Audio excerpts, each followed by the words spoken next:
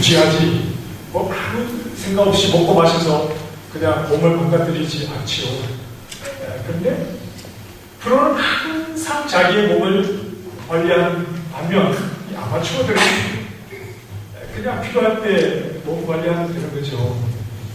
아마 제가 듣기로는 지난 주일날 우리 교회가 다른 교회 청년들하고 축구를 했다고 하는데 결과가 어떻게 됐습니까?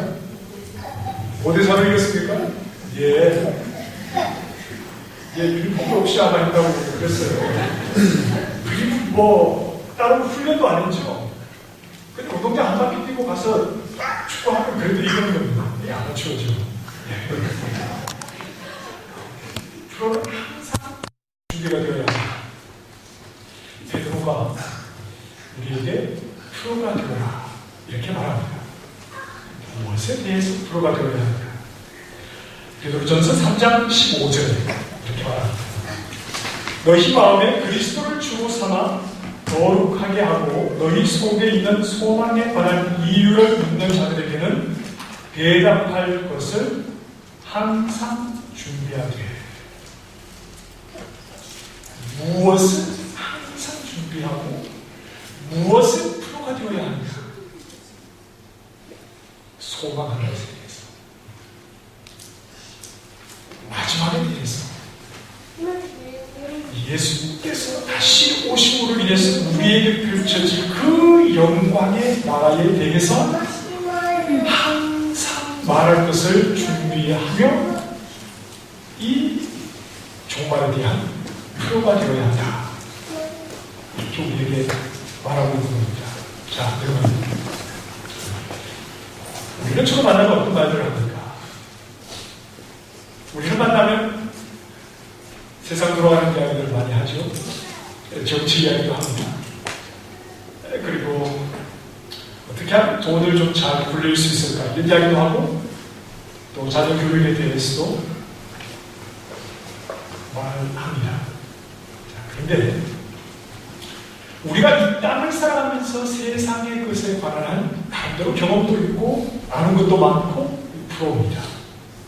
그러나 정작 우리가 믿음의 사람이요 이 세상을 소망하지 않고 이 땅에서 잘 될 것을 생각하지 않고 영원한 하나님 나라를 꿈꾸는 사람이라면 종말에 대해서, 하나님 나라에 대해서 우리는 얼마나 많은 말을 합니까? 말을 한다는 것은 자기의 관심사입니다. 말이 알고 있는 것은 자신의 관심사지요. 베드로는 너희가 소망하는 것이 너희의 관심사가 되어서 항상 마음에 두고 있어야 한다. 항상 준비하고 있어야 한다. 라고 말하는데, 과연 우리는 우리가 소망하는 그 일에 대해서 늘 마음속에 관심을 두고 그것에 대해서 잘 알고 있는 사람들입니까?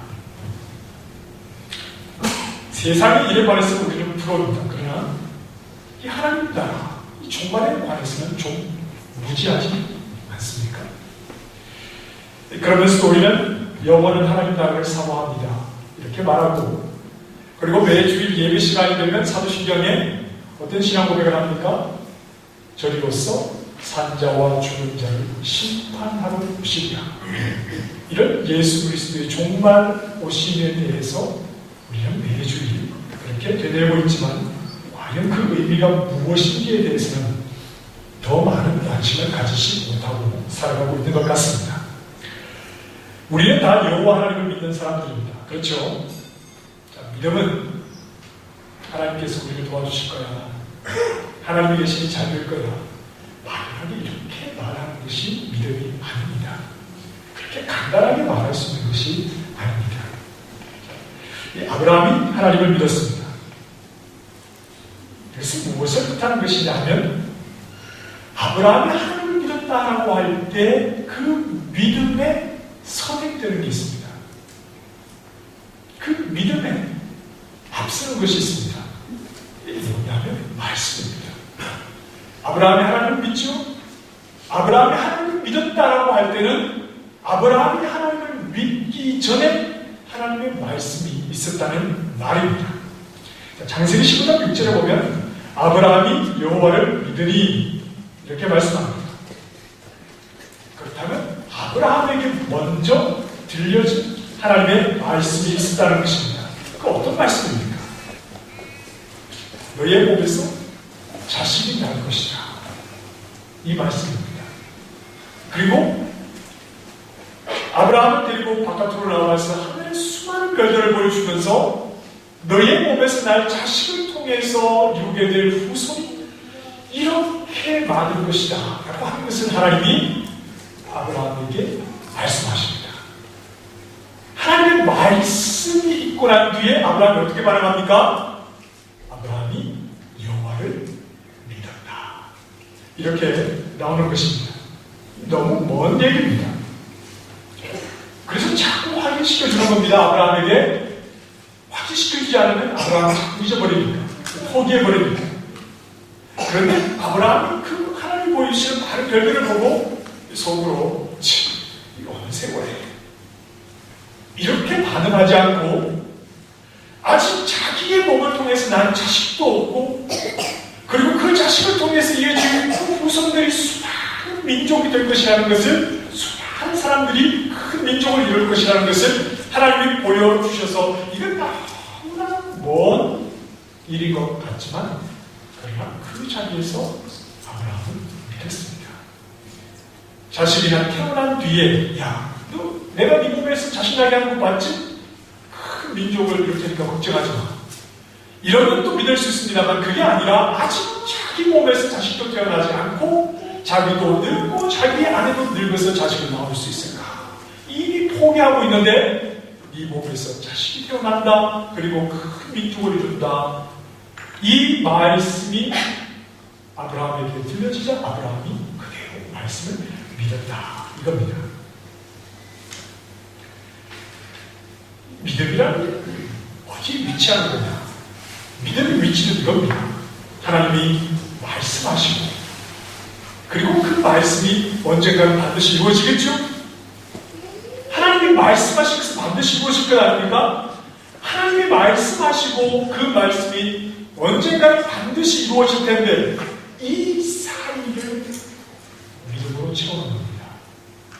하나님의 말씀 그리고 말씀하신 대로 이루어지는 그 사이를 말씀하신 것이 이루어지기까지 그 사이를 채우는 것이 바로 믿음이라고 하는 것입니다. 여러분 큰 믿음의 사람이 되기를 원하십니까? 큰 소리로 하면 하셔야죠. 큰 믿음의 사람이 되기를 원하시죠? 말씀 없이는 안 됩니다. 말씀 없이는 안 됩니다. 하나님의 말씀이 선포되고 그 말씀이 이루어지기까지 그 사이를 믿음으로 채우는 것인데 말씀도 없는데 큰 믿음의 사람이 될 수 있습니까? 큰 믿음의 사람이 되고 싶으면 말씀을 들으셔야 합니다. 말씀을 아셔야 합니다. 말씀을 얼마나 있습니까? 늘 진리죠? 말씀을 읽는 것만 가지고 되는 겁니까? 말씀을 이해를 해야 합니다. 배워야 하죠. 수십 년 신앙생활을 해도 성경 말씀 제대로 읽어보지 못하고 성경책을 바꿀 수 있죠. 그러나 수십 년 신앙생활을 해도 성경 한번 제대로 읽어보지 못하고 성경이 무엇을 말하는지 제대로 이해하지 못하고 우리는 믿음 생활 모든 시간을 그렇게 허비할 때가 있습니다. 말씀이 없으면 믿음도 없는 겁니다. 하나님의 말씀, 그 말씀을 동의하는 것이 믿음이기 때문입니다. 하나님의 말씀을 인정하고 그 말씀을 따라가는 것이 믿음이기 때문입니다. 믿음은 말씀이 되는 겁니다. 앞서 선포된 말씀, 앞서가는 말씀이 믿음을 이끌어가는 것이기에 말씀 없이 믿음이 있을 수가 없지요. 오늘 우리가 말하는 믿음이라는 게 뭡니까? 어쩌면 우리는 나의 고집을 믿음이라고 말할 때가 있어요. 아직. 그래서 그것을 포기하지 않고 끝까지 하나님 앞에 내달리고 끝까지 하나님 앞에 요청하고 끝까지 하나님 앞에 구하고 바라는 것을 믿음이다. 이렇게 말하는 경우가 있습니다. 그러나 고집은 아직은 말씀 없이도 내 안에 언제나 자라는 겁니다. 말씀이 믿음을 이끈다면 말씀 없이도 자라는 내 고집, 내 욕심, 내 아침을 믿음이라고 말해서 안 되겠지요. 그 욕심이겠죠. 때로는 내 욕망에다가 말씀을 갖다 붙일 때도 있습니다. 내 욕망에다가 말씀 한 절 다 갖다 붙여놓고 이루어 주실 줄 믿습니다. 이렇게 말할 수가 있습니다. 여러분이 지금 부정처럼 마음속에 품고 있는 그 말씀이 나를 믿음으로 이끄는 겁니까? 아니면 내 욕망이 그 말씀을 나에게 다 갖다 붙여놓고 내 욕망을 이루기 위해서 말씀을 붙잡고 있는 겁니까? 분명하게 고민을 하셔야 합니다.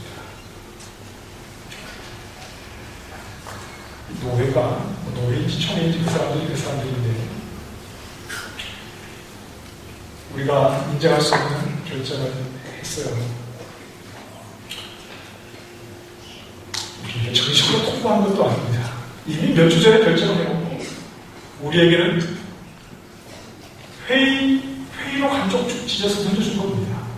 얘다 너희의 마음도 내준다. 이게 얼마나 뭘 상식합니까?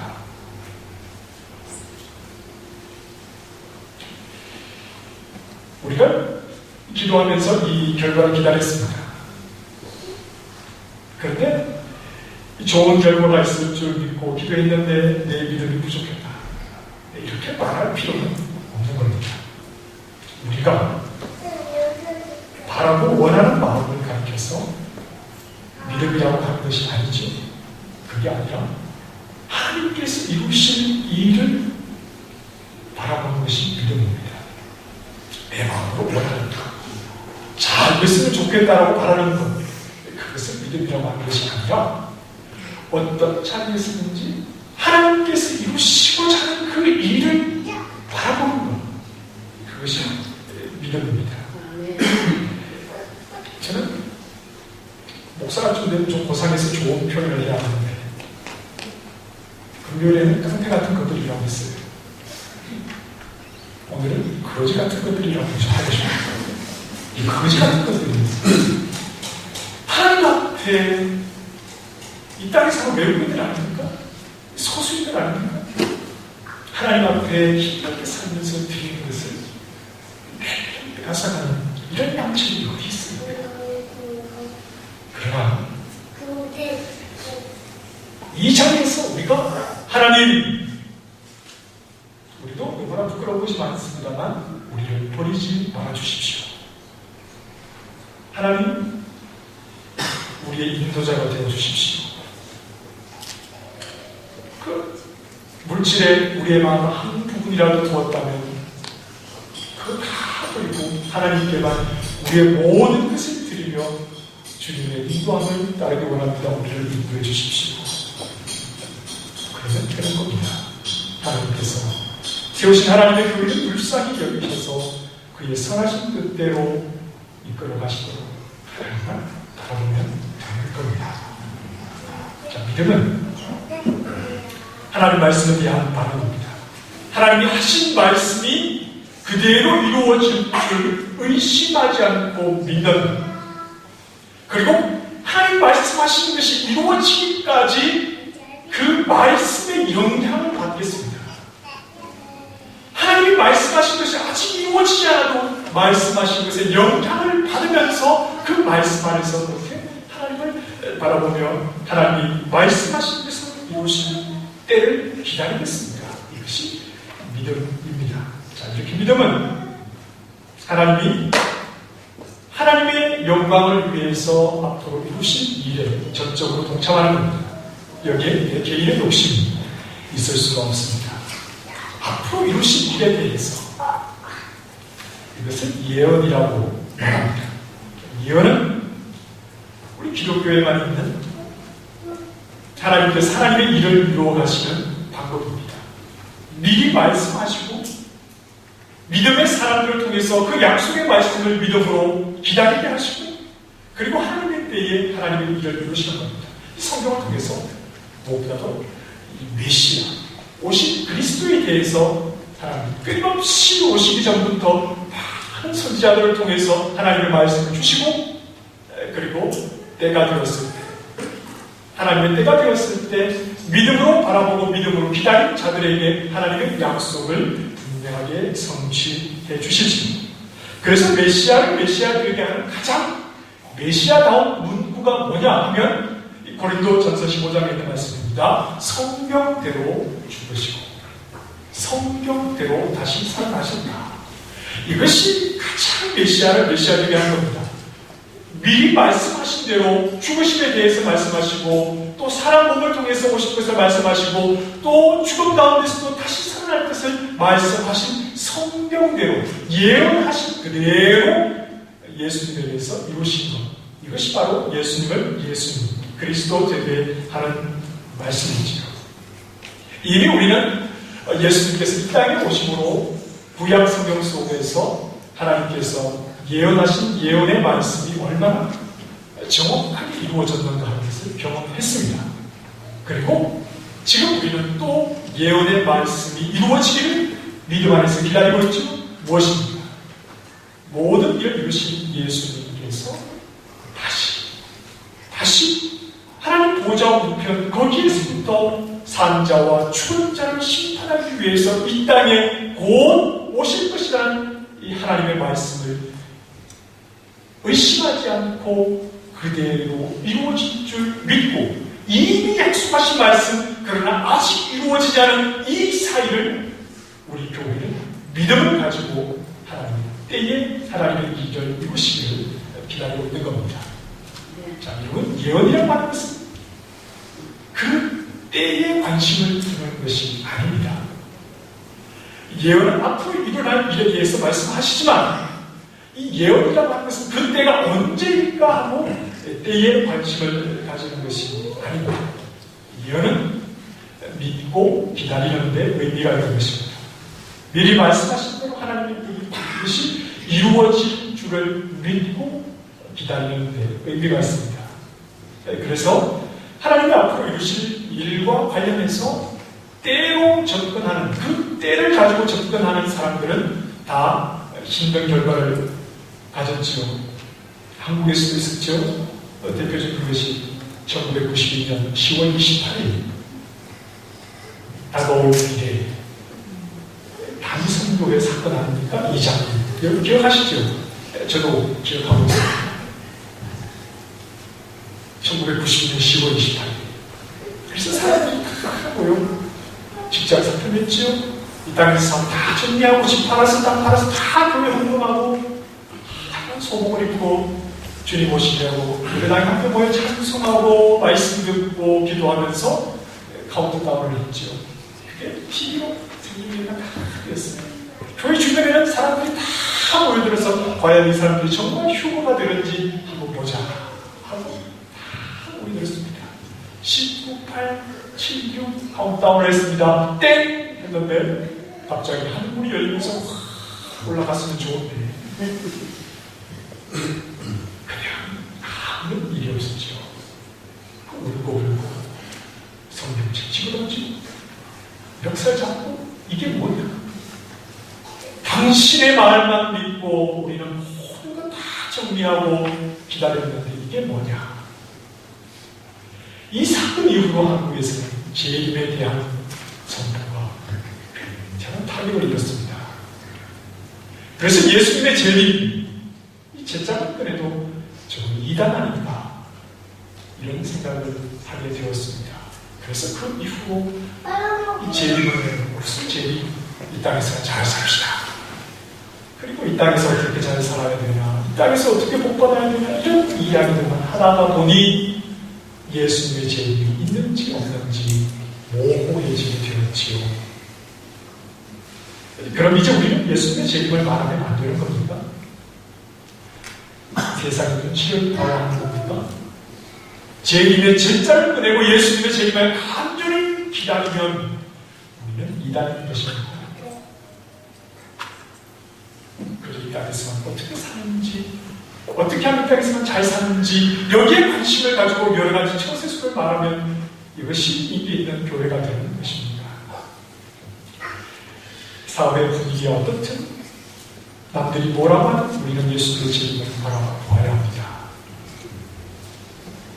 왜 그렇습니까? 하나님의 말씀이기 때문에 예수님이 이 땅에 다시 오시는 것, 심판하기 위해서 다시 오는 것은 하나님의 말씀하셨기 때문에 그렇죠. 가장 필요한 오늘 예배 마치고 나갈 때 예수님 다시 오시면 좋을 것 같아요. 왜 아멘을 하십니까? 점심 배가 고프십니까? 네. 예수님의 재림을 기다리십니까? 에이. 정말 예수님의 재림을 기다리십니까? 네. 우리가 예배하는 가운데 예수님 다시 오시면 좋잖아요. 네. 이 세상 떠나기 아쉽습니까?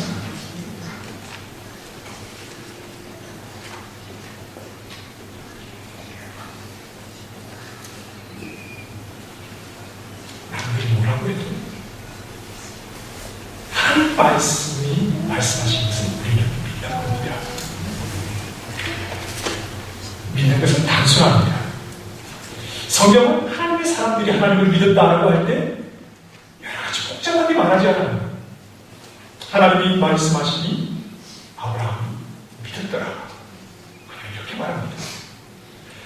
하나님이 노아에게 이르시니 하나님이 자기에게 명하신 대로 순종하였더라. 믿는 이유가 뭡니까? 하나님이 말씀하신 믿는 겁니다. 하나님이 말씀하신 뒤에 내가 생각을 해보고 내가 이해가 될 때 그때 믿는 것이 아니라 하나님이 말씀하시니 믿는 겁니다. 다른 데서 이유가 있는 것이 아닙니다.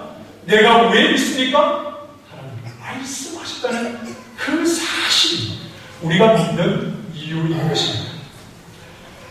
우리 인생에서 가장 중요한 것은 결혼이라고 말할 수 있습니다. 그렇죠. 자, 지금의 배우자를 왜 선택하셨습니까?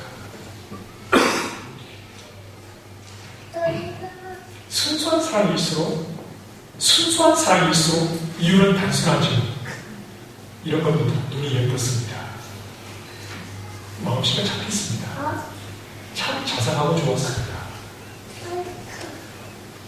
그 한 가지 이유 때문에 나를 막 내 인생을 맡긴 것 아닙니까? 여러 가지 많이 생각하셨습니까? 단순한 한두 가지 이유 때문에 결혼을 결정하고 내 인생을 맡기는 것 아닙니까? 하나님이 말씀하셨다면 그 말씀에 내 인생을 왜 못 맡깁니까? 하나님이 우리에게 말씀하셨는데 하나님이 나에게 말씀하신 그 이유 내 인생을 주님께 맡기기에 충분한 것 아닙니까? 아이고 처음에는 마음씨도 좋아 보이고 참 인자해 보이는데 살아보니까 그게 아닙니다. 사람은 이렇게 변할 수가 있어도 우리 주님은 변하지 않으십니다.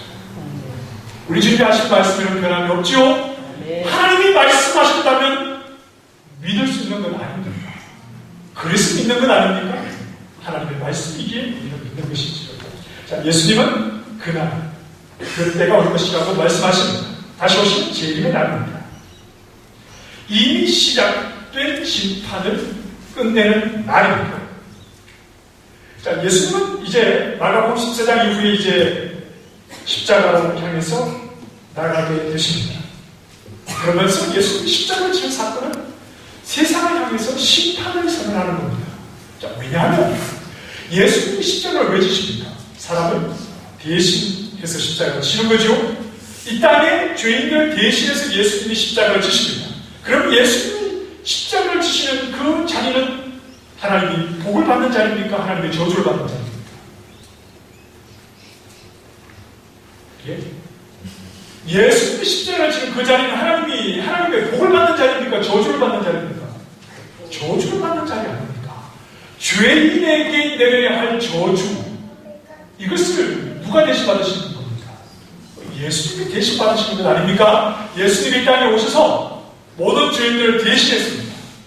예수님이 죄인들을 대신하셔서 그냥 바로 하늘로 올라가시면 좋은데 그게 아니라 죄인이 서는 자리가 하나님의 심판, 하나님의 저주가 임해야 하는 그 십자가 나무 위에 달려야 하는 것입니다.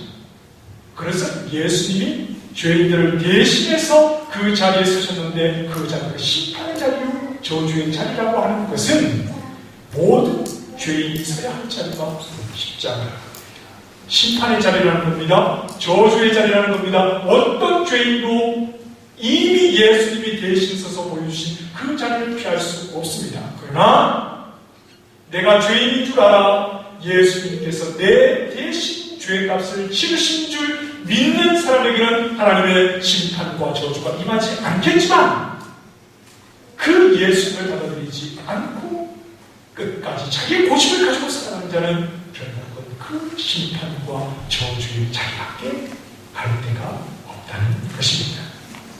이미 예수님께서 대신 죽으심으로 이 땅에 심판 선언된 것이지요. 그래서 예수님을 믿는 자에게는 영생이지만 예수님을 믿지 않는 자들은 사망이, 멸망이 있는 것입니다. 이제 그 심판을 끝내기 위해서 다시 오시는 그 날에 대해서 말씀하고 있습니다. 오늘 본문은 그 마지막 때 예수님의 재림과 심판의 때가 언제인지에 대해서는 우리에게 말씀하고 있지 않습니다. 그냥 가까워졌다고 말씀합니다. 무화과 나무의 부지를 통해서 하신 말씀이 가까워졌다. 예수님이 다시 오실 때가 가까워졌다. 그러면서 이 말씀을 하십니다. 30절 말씀에 이 세대가 지나가기 전에 이 일들이 이루어질 것이다. 자, 이 세대는 예수님과 함께 살던 악한 사람들의 세대지요. 왜 그 사람들이 악합니까? 예수님이 그 사람들을 대신해서 하나님의 저주를 받는 자리에 서야 하잖아요. 그러니까 예수님 살아가는 동시에 사람들은 다 악한 사람들이죠. 우리도 마찬가지입니다. 예수님께서 마가복음 8장 38절에 이렇게 말씀하십니다. 누구든지 이 음란하고 죄 많은 세대에서 나와 내 말을 부끄러워하면 인자도 아버지의 영광으로 거룩한 천사들과 함께 올 때에 그 사람을 부끄러워하리라. 이 세대는 예수님과 예수님의 복음을 받아들이지 않는 세대입니다. 이 세대는 하나님의 말씀을 말씀으로 받아들이지 않는 세대입니다. 그리고 이 악한 세대는 예수님께서 다시 오시는 그 날까지 이 땅에 계속 될 것입니다. 하지만 이 세대와 구별되게 사는 것은 예수님과 그 예수님의 복음과 하나님의 말씀을 부끄러워하지 않고 그 말씀을 그대로 믿고 기다리는 것입니다. 그래서 이렇게 말씀합니다. 33절 말씀에 깨어있으라. 33절부터 매절마다 깨어있으라, 깨어있으라, 깨어있으라. 왜 깨어있으라고 말씀하십니까? 밤이기 때문입니다. 밤이기 때문입니다. 밤은 잠자는 게 당연하다고 생각하는 시간입니다. 밤은 누구나 잠을 자야 하는 시간이라고 생각합니다. 그래서 깨어있으라고 말씀하는 겁니다.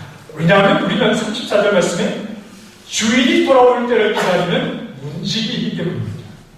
주인이 깨어있으라고 우리에게 명령을 하시기 때문입니다. 남들은 밤이 되어서 다 잠을 자는 시간이 하더라도 우리를 문지기 삼아서 주인이 다시 올 거니까, 그때가 언제인지 알지 못하니까 너는 깨어있으라 이렇게 말씀하셨고, 그 주인이 오시면 깨어 기다리다가 문을 열어야 하기 때문입니다.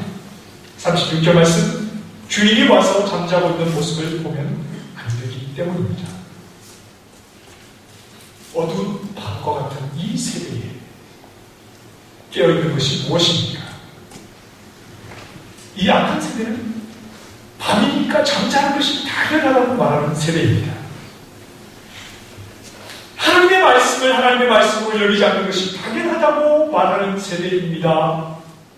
하나님의 말씀하신 것이 반드시 이루어질 줄을 믿지 못하고 하나님의 말씀을 말씀으로 인정하지 않고 예수 그리스도와 그 복음을 인정하지 않고 그냥 밤이니까 잠자는 것이 당연한 것처럼 말씀을 말씀으로 인정하지 않는 것이 당연하다고 생각하는 세대입니다.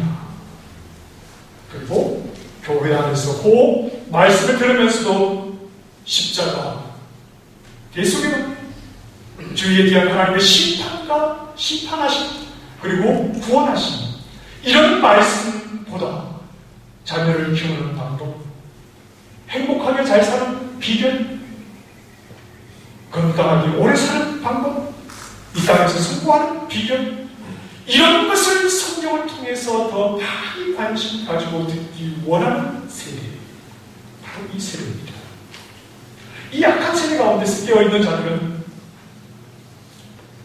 하나님이 하신 말씀, 그 말씀에 인생을 맡기는 자들입니다.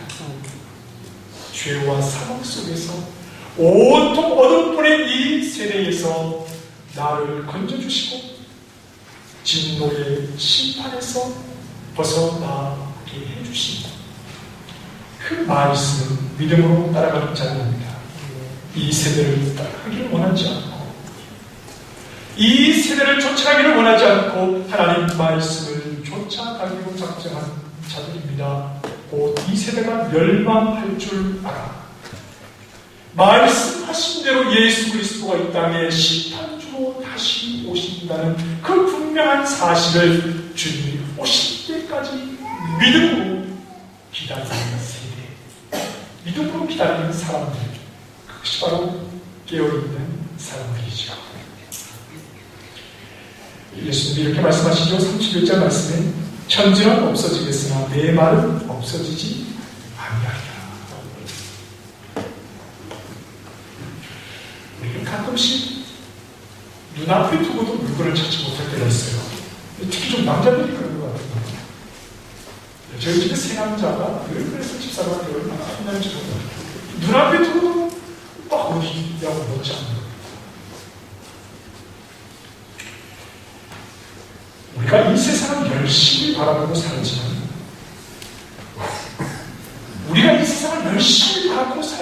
이 세상 가운데 충만하신 그분을 보지 못하고 사는 것은 아닙니다. 열심히 이 땅을 바라보고 살지만, 그러나 이 땅 가운데 충만히 계신 그분을 보지 못하고 살아가는 것은 아닙니까? 우리가 주목해야 할 것은 없어진 이 세상이 아니라 이 천지 안에 가득하신 하나님을 보고 그 하나님의 말씀을 믿고 따라가는 것, 이것이 바로 우리가 가야 할 믿음의 길을 걷는 것 아닙니까? 그래서 이 땅을 살면서 이 땅의 소망을 두기보다 곧 오실 주님을 바라보며 하나님 향하여 소망을 두고 이 죄악된 세상으로부터 영향받아서 살기보다 하나님 말씀의 영향을 받으며 그렇게 살아가야 하는 것이 당연한 것 아닙니까? 아멘. 머리로는 이해가 되지만 또 현실은 그렇지 않지. 그래서 싸워야 하는 겁니다. 오늘이라도 예수님 오시면 어떡합니까? 준비가 되셨습니까? 왜 매일은 예수님이 재림하신다는 생각을 하고 살아가십니까? 그저 이 땅에서만 편안하게 살 것을 그 생각만 가지고 살아가십니까? 우리에게 소망이 있기는 한 겁니까? 하나님을 하나님으로, 하나님의 말씀으로 받아들이지 않는 이 악한 세대에서 우리 주님 하신 말씀을 믿음으로 그대로 받아 따라가는 믿음의 사람들이 되시길 바랍니다. 주님 약속하신 대로 우리 주님 오십니다. 가까웠습니다. 깨어있어야 합니다. 말씀하신 것이 반드시 이루어질 줄 믿고 이루어지는 그때까지 약속의 말씀을 꼭 믿음으로 붙잡고 깨어 있어야 합니다. 잠자지만 우리는 잠자면 안 되지요. 깨어있는 가운데 이 땅에 오신 주님을 영성 가운데 맞이할 수 있기를 바랍니다. 아멘. 기도하겠습니다. 주님, 말씀하신 대로 속히 다시 오시옵소서. 반드시 약속하신 말씀대로 이루어질 줄 믿고 믿음으로 기다리고 있사오니 어두운 세대, 이 세상을 살지만 세상을 닮아 잠자지 말게 하시고 세상 것에 마음 빼앗기지 말게 하시고 영원히 깨어 믿음으로 주님의 말씀을 기다리는 신실한 주의 종들이 다 되게 도와주시옵소서. 예수님 이름으로 기도합니다. 다 함께 일어나셔서 찬송